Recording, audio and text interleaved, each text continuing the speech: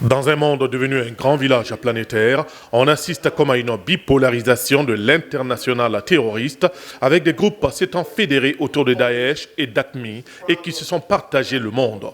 Des groupes extrémistes qui s'adonnent désormais à des tueries de masse sur tous les continents, notamment dans les pays du Sahel.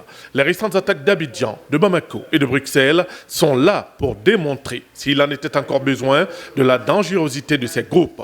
Face à cette menace transnationale, il s'agit de pouvoir trouver une réponse globale à travers le partage d'informations et des moyens de lutte contre le terrorisme. Une position défendue par le Mali qui fait face à des groupes extrémistes depuis plusieurs années.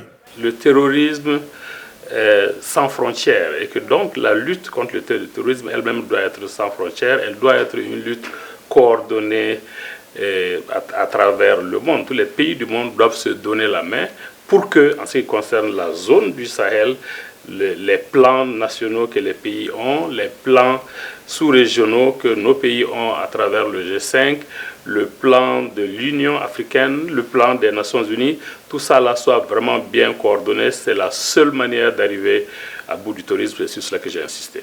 Pour globale qu'elle puisse être, la lutte contre le terrorisme est aussi une question interne à travers le dialogue permanent entre la société civile et les pouvoirs publics. Un dialogue qui devrait permettre aux différents segments de chaque pays de cultiver un devoir de vigilance, notamment dans les pays du Sahel.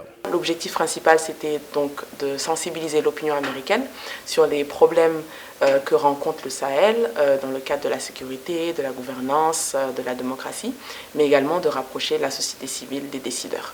Après avoir longtemps parlé de l'aspect international de la lutte contre le terrorisme, il est donc temps de passer aux choses concrètes car les terroristes ne connaissent plus de limites ni de frontières. C'est la principale conclusion que ressort de cette conférence.